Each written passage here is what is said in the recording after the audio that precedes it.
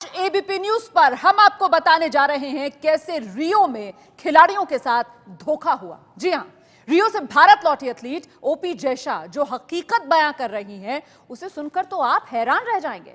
OP Jaisha 42 kilometre marathon में भारत की उम्मीद थी, लेकिन 42 किलोमीटर मैराथन दौड़ पूरी करने के बाद ओपी जैशा बेहोश हो गई। करीब 3 घंटे तक भारतीय खेमे से उनकी खबर लेने वाला कोई नहीं था।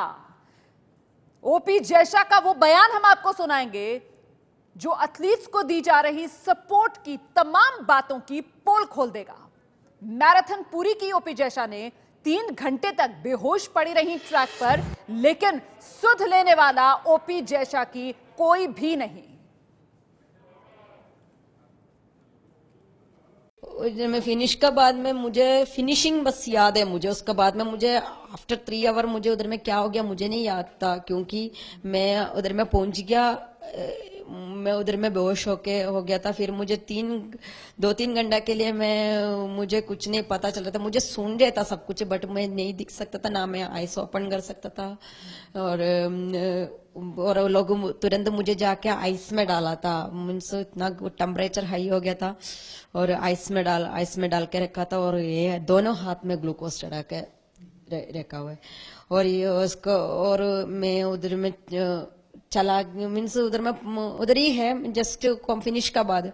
बट मेरे कोच को और किसी को नहीं पता था मैं कहाँ था। ये सुन रहे हैं आप, कोच तक को नहीं पता था कि ओपी जैशा कहां पर है। ओपी जैशा की इस हालत के लिए आखिर जिम्मेदार कौन, ये बड़ा सवाल है। ओपी जैशा दोनों हाथों में ग्लूकोज लगाना पड़ा, ड्रिप चढ़ानी पड़ी एक एथलीट को जो रियो ओलंपिक में भारत की उम्मीद थी। ओपी जैशा की ये हालत क्यों हुई, ये जैशा खुद बता रही है। जैशा ने खुलासा किया कि रियो में ना तो आयोजकों की तरफ से पानी जैसी जो आम सुविधा है उसी के पूरे इंतजाम थे, और ना ही भारत की तरफ से अपने खिलाड़ियों का ख्याल रखा जा रहा था। अब सवाल यह है कि जब एथलीट्स को खुद ही अपना ध्यान रखना है, तो फिर इतने अधिकारियों, कोचों, सपोर्ट स्टाफ को भेजने की आखिर जरूरत ही क्या है। हर मैराथन में, कोई भी मैराथन, अगर लोकल मैराथन भी रखिएगा 42 किलोमीटर, तो खाना पानी सब कुछ रखती है।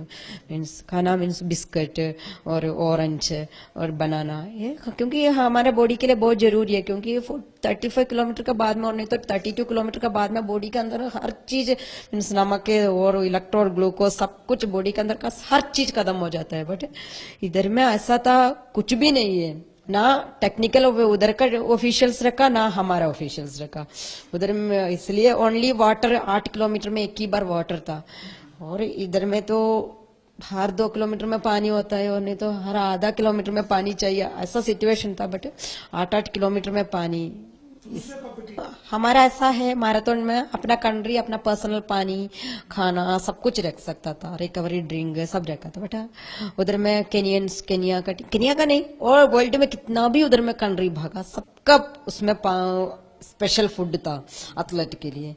और इधर में हमारा बॉर्डर बस उधर में काली था, उसमें कोई है ही नहीं था। पता नहीं लोग क्या सोचा, किस वजह से रखा नहीं है।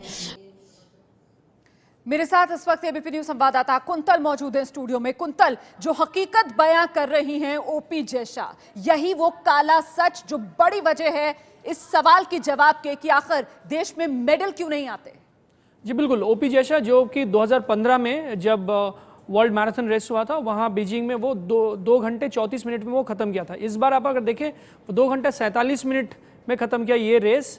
क्यों उन्होंने इतना टाइम लगाया, आपको बता दूं कि रूल के मुताबिक एक मैराथन रन जो होता है वो 42 किलोमीटर का होता है। तो आपके 2.5 किलोमीटर के अंतर एवरी जो 2.5 किलोमीटर होता है उसमें आपको एक हाइड्रेशन पॉइंट रखा जाता है। हाइड्रेशन पॉइंट मतलब जहाँ से पानी दिया जाता है एथलीट्स को। अभी वो हाइड्रेशन पॉइंट्स में हर कंट्रीज के जो ऑफिशियल्स हैं उनको रहना पड़ता है। यहाँ ओलंपिक काउंसिल के कोई अधिकारी नहीं रहते हैं, यहाँ आपको अपना सपोर्ट स्टाफ रखना है। तो मतलब एक 42 किलोमीटर अगर मैराथन होगा तो लगभग आपको 15 हाइड्रेशन पॉइंट में आपको 15 सपोर्ट स्टाफ को रखना है। लेकिन भारत की तरफ से कोई भी हाइड्रेशन पॉइंट में कोई भी अधिकारी नहीं थे। तो अब ऐसा होता है कि ओलंपिक कमेटी का रूल ऐसा है कि आप अगर हाइड्रेशन पॉइंट में कोई अपने कंट्री के कोई अधिकारी को नहीं रखते हो तो फिर आपको पानी नहीं दिया जाता है। आप दूसरे कोई कंट्री के जो हाइड्रेशन पॉइंट है वहां से पानी नहीं पी सकते, तो फिर आपको 8 किलोमीटर ट्रैवल करना पड़ता है, उसके बाद आपको पानी दिया जाता है। ऐसा ही रूल है। तो मतलब जहां हर देश के खिलाड़ियों को 2.5 किलोमीटर बाद पानी मिल रहा था, तो ओपी जैशा को 8 किलोमीटर ट्रैवल करना पड़ रहा था, उसके बाद जाके उनको पानी मिल रहा था। तो 30 किलोमीटर जब वो 30 किलोमीटर जब वो दौड़ी, उसके बाद टेम्परेचर करीब करीब 40 से ज्यादा था। तो मतलब कोई एथलीट के लिए पॉसिबल ही नहीं है।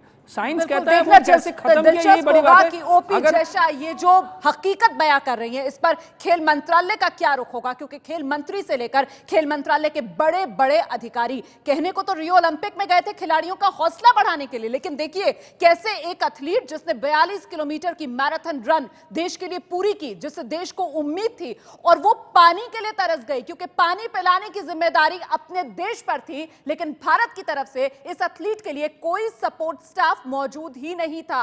मैराथन खत्म करने के बाद 3 घंटे तक बेहोश पड़ी रही ओपी जैशा। इसकी जिम्मेदारी आखिर कौन लेगा?